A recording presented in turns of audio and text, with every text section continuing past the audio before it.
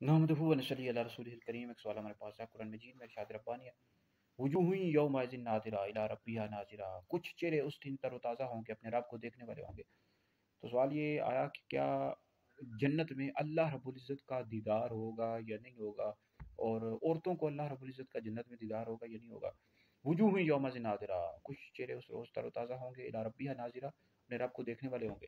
تو اس حوالے سے بخاری شریف میں حدیث موجود ہے، حضرت سیدنا جریر بن عبداللہ رضی اللہ تعالیٰ عنہ فرماتے ہیں ہم نبی کریم علیہ السلام کی برگاہ میں حاضر تھے۔ نبی کریم علیہ السلام نے 14ویں رات کے چاند کی طرف دیکھ کر ارشاد فرمایا کہ ان قریب تم اپنے رب کو اس طرح دیکھو گے جیسے 14ویں رات کے چاند کو دیکھ رہے ہو، اور تم اس کے دیکھنے میں کوئی دقت محسوس نہیں کرو گے۔ تو اس پر بے شمار دلائل موجود ہے، قرآن مجید کی آیات، قرآن مجید کی یہ جو آیت مبارکہ ہے وجوہ یومئذ ناظرہ الی ربہا ناظرہ، اس طرح نبی کریم علیہ السلام کی بے شمار حدیث ہیں۔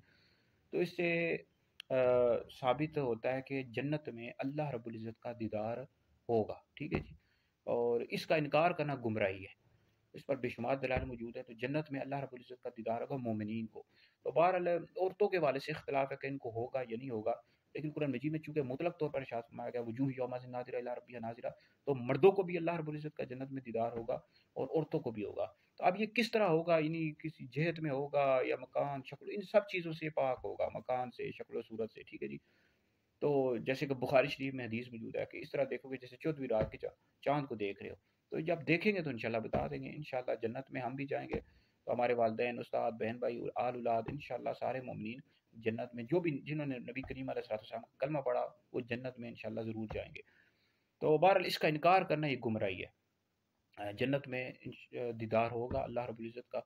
تو باقی دنیا میں اللہ رب العزت کا دیدار سر کی آنکھوں سے جاگتے ہوئے نبی کریم علیہ السلام کا خاص ہے، نبی کریم علیہ السلام نے شب معراج اللہ رب العزت کا دیدار کیا جاگتے ہوئے۔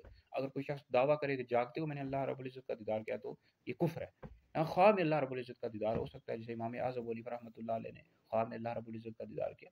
تو بہرحال اس پر بے شمار دلائل موجود ہے، قرآن مجید کی آیت وجوہ یومئذ ناظرہ الی ربہا ناظرہ، اس طرح حدیث بھی موجود ہے کہ جنت میں مومنین مردوں عورتوں کو اللہ رب العزت کا دیدار ہوگا، اور اس کا انکار کرنا گمراہی ہے۔